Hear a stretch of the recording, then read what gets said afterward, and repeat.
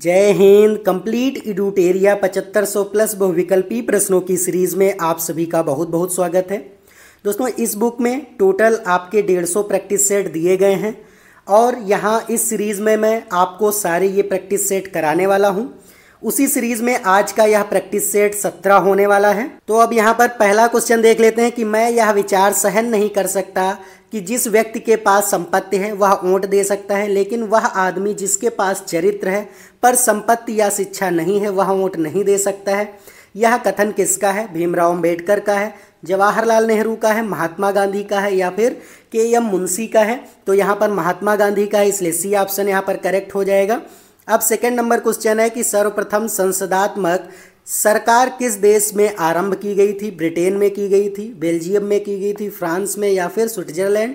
तो यहाँ पर आपको बताना है कि संसद के द्वारा सरकार चलाना सबसे पहले किस देश में स्टार्ट किया गया था? तो ब्रिटेन में स्टार्ट किया गया था, इसलिए यहाँ पर ए ऑप्शन करेक्ट हो जाएगा। अब नेक्स्ट देख लेते हैं कि निम्नलिखित में से किसके संबंध में राज्यसभा का अनन्य अधिकार है?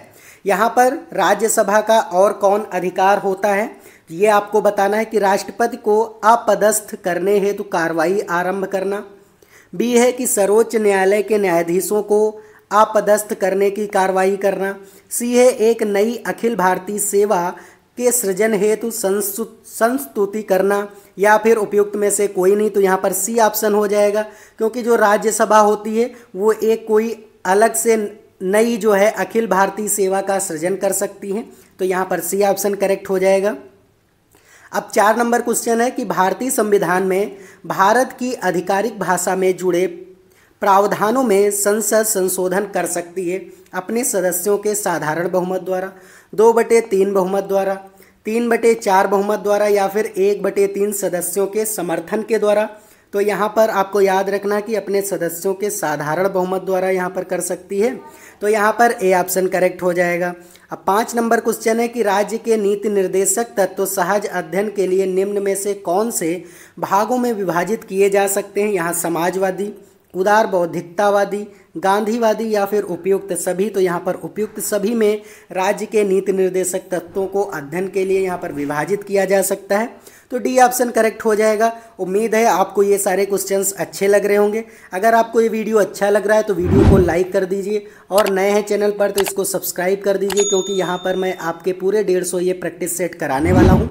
चलिए अब देख लेते हैं 6 नंबर क्वेश्चन है, निम्नलिखित में से किस अनुच्छेद को भारतीय संविधान का स्वर्ण त्रिकोण कहा जाता है? अनुच्छेद 14 को, अनुच्छेद 19 को, अनुच्छेद 21 या फिर अनुच्छेद 32 को यहाँ पर कहा जाता है? तो अनुच्छेद 14 को कहा जाता है, अनुच्छेद 19 को कहा जाता है और अनुच्छेद 21 को कहा जाता है। तो 1, 2 और 3 करेक्ट, इसलिए ए ऑप्शन यहाँ पर करेक्ट हो जाएगा। अब 7 नंबर क्वेश्चन है कि एक वास्तविक गैस किसमें एक आदर्श गैस के रूप में क्रिया कर सकती है? तो एक कोई वास्तविक अगर गैस है तो किस एक आदर्श गैस के साथ में यहाँ पर क्रिया कर सकती है? तो आपको याद रखना है कि निम्न दबाव होना चाहिए और वहाँ पर उच्च तापमान होगा तभी वह क्रिया कर सकती है। तो यहाँ पर ऑप्शन देख लेते हैं, इसमें निम्न दबाव और उच्च तापमान बी में है, इसलिए बी ऑप्शन करेक्ट हो जाएगा। अब 8 नंबर क्वेश्चन देख लेते हैं। यहाँ पर सूची 1 को सूची 2 से मिलाना है। सूची 1 में आपके देश हैं, दूसरे में राजधानी है, तो किस देश की कौन सी राजधानी है ये आपको यहाँ पर बताना है। तो देख लेते हैं कि लिथुआनिया की दोस्तों यहाँ क्या है? विनियस राजधानी है, आपको यहाँ पर ध्यान रखना है। तो यह क्या हो जाएगा? सेकंड करेक्ट हो जाएगा। फिर अल्बानिया की जो है वो तिराना है राजधानी, तो यहाँ पर 3 हो जाएगा। फिर है माली की बमाको है, तो 1 हो जाएगा। और लिचेनस्टीन की जो है वादूज है, तो यहाँ पर 4 हो जाएगा। तो यहाँ पर देख लेते हैं 2, 3, 1, 4, मतलब सी ऑप्शन यहाँ पर 8 क्वेश्चन का सी ऑप्शन करेक्ट हो जाएगा। अब देख लेते हैं 9 नंबर क्वेश्चन कि हिमालय में मुख्य सीमांत भ्रंश किसको पृथक करता है? यहाँ पर आपको ये बताना है कि जो हिमालय का मुख्य सीमांत है और जो भ्रंश है वो किसको पृथक करता है? यहाँ पर आपको ये बताना है, बृहद हिमालय को लघु हिमालय से पृथक करता है, शिवालिक को भाभर से यहाँ पर पृथक करता है, मध्य हिमालय को शिवालिक से या फिर तिब्बत को बृहद हिमालय से यहाँ पर करता है? तो बृहद हिमालय को लघु हिमालय से ही पृथक करता है, इसलिए ए ऑप्शन करेक्ट हो जाएगा। अब 10 नंबर क्वेश्चन देख लेते हैं कि सूर्य के बाद सबसे नज़दीक के तारे का प्रकाश पृथ्वी तक पहुंचने में लगभग कितना समय लगता है। 1 वर्ष लगता है, 2 वर्ष लगता है, 3.5 वर्ष या फिर 4.2 वर्ष। तो आपको याद रखना कि 4.2 वर्ष लगता है, इसलिए यहाँ पर डी ऑप्शन 10 नंबर का करेक्ट हो जाएगा। अब यहाँ पर 11 नंबर क्वेश्चन देख लेते हैं। 11 नंबर क्वेश्चन, निम्नलिखित में से कौन चंद्रगुप्त विक्रमादित्य की सभा में 9 रत्नों में से यहाँ पर शामिल थे। तो आपको याद रखना है कि जो चंद्रगुप्त विक्रमादित्य थे उनके पास 9 रत्न थे और उसमें कौन कौन शामिल था। तो यहाँ पर धन्वंतरि शामिल थे, छपड़क भी दोस्तों यहाँ पर शामिल थे, 2 नंबर अमर सिंह भी यहाँ पर शामिल थे और यहाँ पर कालिदास शामिल थे। चरक यहाँ पर नहीं शामिल थे, तो 1, 2, 3 और 5 हो जाएगा। आर्यभट्ट भी नहीं शामिल थे, तो यहाँ पर ए ऑप्शन करेक्ट हो जाएगा। अब 12 नंबर क्वेश्चन देख लेते हैं कि रॉबर्ट ब्रूस फुट जिन्होंने भारत में पहली बार पुरापाषाण उपकरण की खोज की वह एक थे, वो कौन थे। यहाँ पर भूगर्भ वैज्ञानिक थे, पुरातत्वविद थे या फिर पूरा वनस्पति शास्त्री थे या फिर A+B दोनों थे। तो A+B मतलब कि भूगर्भ वैज्ञानिक और पुरातत्वविद दोनों थे, इसलिए डी ऑप्शन यहाँ पर करेक्ट हो जाएगा। अब 13 नंबर क्वेश्चन है कि गैरिक मृदभांड का नामकरण कहाँ हुआ था। यहाँ पर आपको बताना है कि जो गैरिक मृदभांड है उसका नामकरण यहाँ पर कहाँ हुआ था।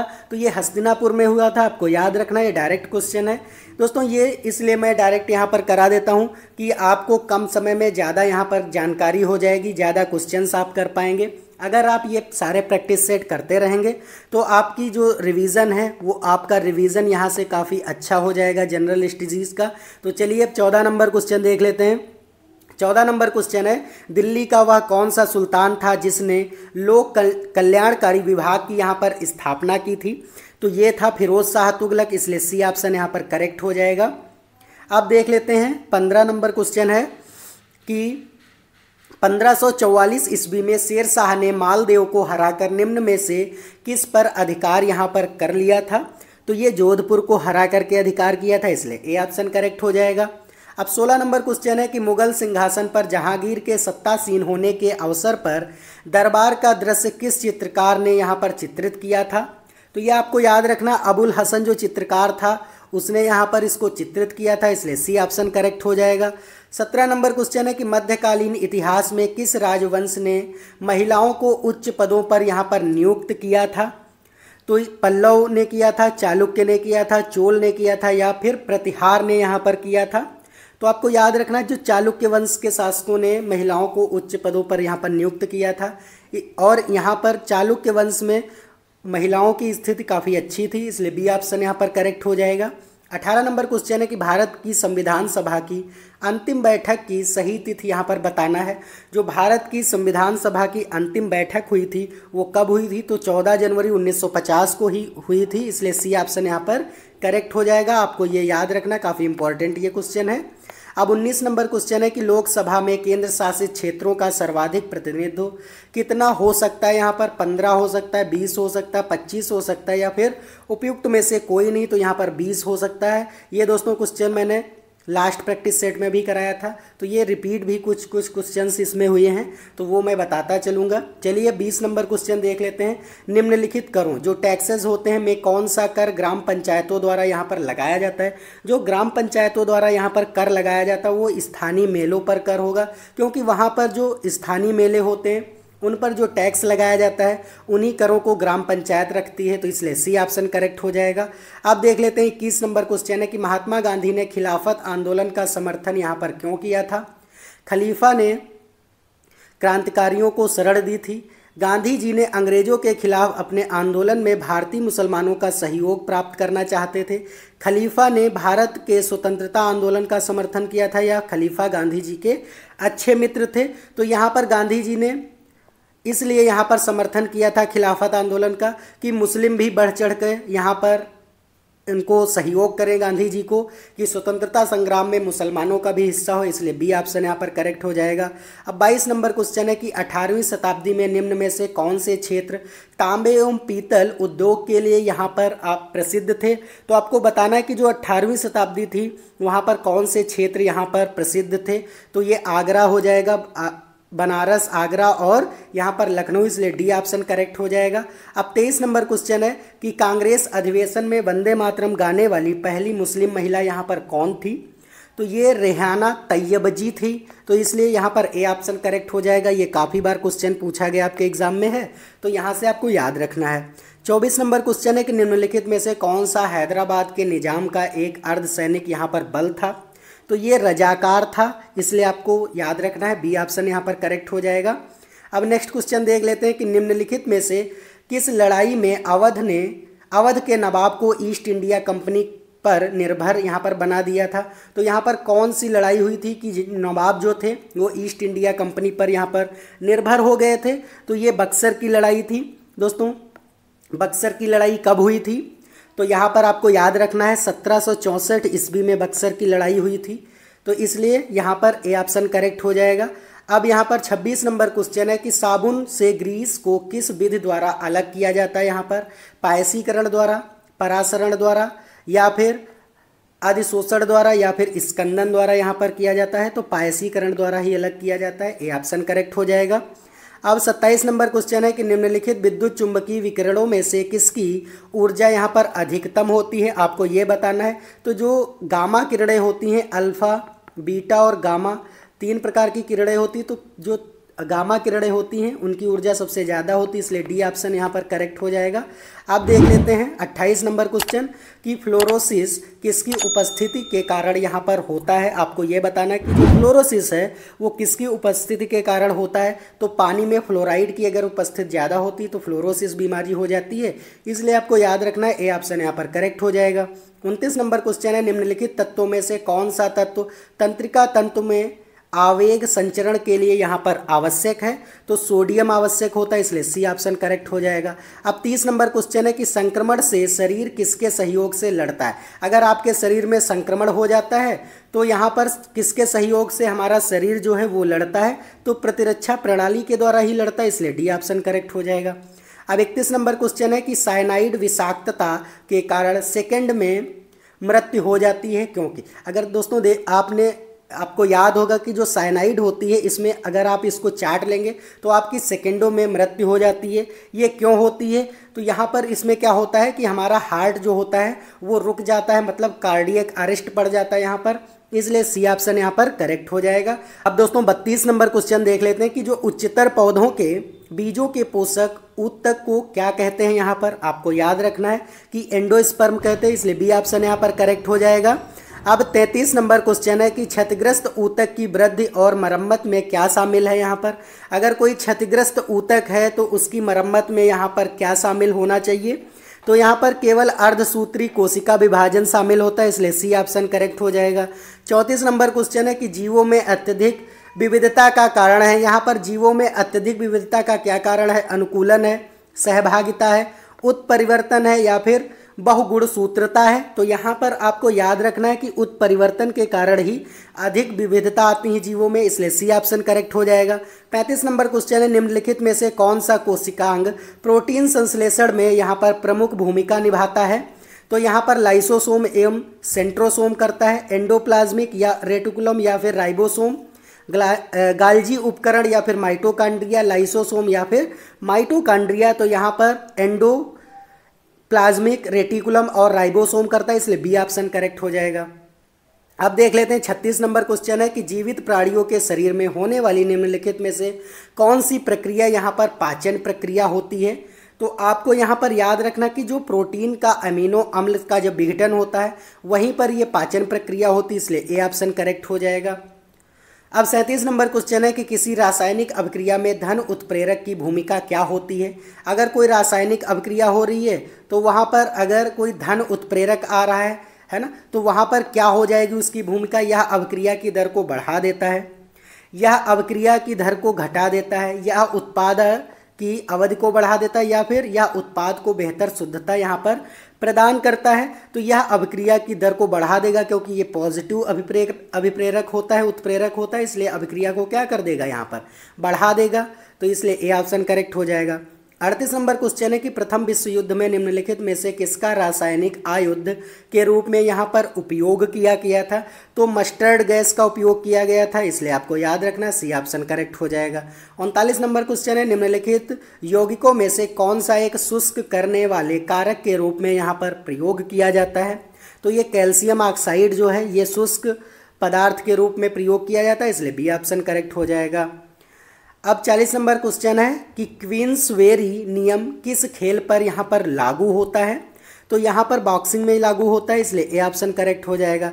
41 नंबर क्वेश्चन है कि चापेकर बंधुओं ने 1896 से 97 ईस्वी में व्यायाम मंडल की स्थापना यहाँ पर कहाँ की थी? तो पुणे में की थी, आपको याद रखना, इसलिए ए ऑप्शन करेक्ट हो जाएगा। 42 नंबर क्वेश्चन है निम्नलिखित में से किसने द प्रिंस लिखा था? यहाँ पर मैकियावली ने के लिए लिखा था, लुई फिशर ने लिखा था, फ्रेडरिक द ग्रेट ने लिखा था, या फिर चार्ल्स मैग्ने ने लिखा था? तो यहाँ पर मैकियावली ने लिखा था, इसलिए ए ऑप्शन करेक्ट हो जाएगा। अब 43 नंबर क्वेश्चन है कि ओलंपिक खेलों में किस खेल के लिए वैल वार्कर कप प्रदान किया जाता है? यहाँ पर आपको ये बताना है कि जो ओलंपिक खेल होते हैं इसमें वालकर जो कप होता है वो किस में प्रदान किया जाता है? तैराकी में, मुक्केबाजी में, लंबी कूद में, या फिर यहाँ पर ऊंची कूद में? तो मुक्केबाजी में यहाँ पर दिया जाता है, इसलिए बी ऑप्शन करेक्ट हो जाएगा। 44 नंबर क्वेश्चन है कि लैपीज किस क्षेत्र से संबंधित स्थलाकृत है? भूमिगत जल है, मैदानी यहाँ पर है, या फिर रेगिस्तानी, या फिर पर्वतीय? तो आपको याद रखना है कि भूमिगत जल में ही यहाँ पर लैपीज जो है वो यहाँ पर स्थलाकृत संबंधित है, तो यहाँ पर ए ऑप्शन करेक्ट हो जाएगा। 45 नंबर क्वेश्चन है कि केंद्रीय सांख्यिकी संगठन की स्थापना कब की गई थी? तो यहाँ पर आपको याद रखना है कि 1951 में यहाँ पर केंद्रीय सांख्यिकी संगठन की स्थापना की गई थी, तो बी ऑप्शन करेक्ट हो जाएगा। अब 46 नंबर क्वेश्चन है कि विश्व में शांति और आपसी सहयोग स्थापित करने के लिए नेहरू जी ने कौन सा यहाँ पर सिद्धांत प्रस्तुत किया गया था? उन्होंने नेहरू जी ने कौन सा प्रस्ताव यहाँ पर प्रस्तुत किया था? तो गुट निरपेक्ष यहाँ पर प्रस्ताव हुआ था, तो इसलिए ए ऑप्शन करेक्ट हो जाएगा। 47 नंबर क्वेश्चन है कि यहाँ पर सही समय के अनुसार यहाँ पर आपको मिलाना है, तो क्या हो जाएगा कि पेरिस समझौता है, एजेंडा 21 है, क्योटो प्रोटोकॉल है, या फिर ब्रुडलैंड आयोग है? तो सबसे पहले तो यही हो जाएगा, 1 नंबर पर ब्रुडलैंड आयोग हो जाएगा। उसके बाद में एजेंडा 21 आया था, तो 2 पे ही हो जाएगा सेकंड, और फिर हो जाएगा क्योटो प्रोटोकॉल, और फिर लास्ट में क्या हो जाएगा? 1 नंबर हो जाएगा 4 पे, तो यहाँ पर 4 2 3 1, तो यहाँ पर क्या हो जाएगा? सी ऑप्शन करेक्ट हो जाएगा। अब देख लेते हैं 48 नंबर क्वेश्चन। 48 नंबर क्वेश्चन है कि अंतर्राष्ट्रीय मुद्रा कोष, जो मुद्रा कोष होता है जिसको हम IMF कहते हैं, के संबंध में निम्नलिखित में से कौन सा यहाँ पर कथन सत्य है? तो आपको बताना है कि जो अंतर्राष्ट्रीय मुद्रा कोष होता है ये IMF इसको बोलते हैं, इसमें कौन सा यहाँ पर कथन आपका सही है?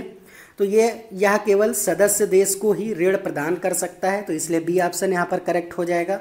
अब 49 नंबर क्वेश्चन देख लेते हैं कि व्यष्टि अर्थशास्त्र और समष्टि अर्थशास्त्र शब्दों का प्रयोग किसने यहाँ पर किया था? तो ये JM कीन्स ने किया था, इसलिए डी ऑप्शन करेक्ट हो जाएगा। अब दोस्तों लास्ट क्वेश्चन है इस प्रैक्टिस सेट का। अगर आपको ये वीडियो अच्छा लगा है तो वीडियो को लाइक कर दीजिए, और अगर नए हैं चैनल पर तो इसको सब्सक्राइब कर दीजिए, क्योंकि यहाँ पर मैं आपको पूरे प्रैक्टिस सेट 150 कराने वाला हूँ। तो चलिए लास्ट क्वेश्चन है इस प्रैक्टिस सेट का देख लेते हैं कि बैंकों को अपने रोकड़ शेष और कुल परिसंपत्ति के मध्य एक निश्चित अनुपात रखना पड़ता है, उसे यहाँ पर क्या कहा जाता है? तो यहाँ पर SLR कहा जाता है, जिसको हम सामविधिक तरलता अनुपात कहते हैं, इसलिए बी ऑप्शन करेक्ट हो जाएगा। तो उम्मीद है आपको ये सारी चीज़ें समझ में आई होंगी। ये प्रैक्टिस सेट आपको अच्छा लगा होगा। अगर आपको कोई डाउट है तो आप कमेंट में ज़रूर पूछिएगा, वहाँ पर मैं आपके यहाँ पर डाउट सॉल्व करने की कोशिश करूँगा। चलिए अब मिलते हैं नेक्स्ट वीडियो में, आज के लिए इतना ही। तो जय हिंद, जय भारत, वंदे मातरम।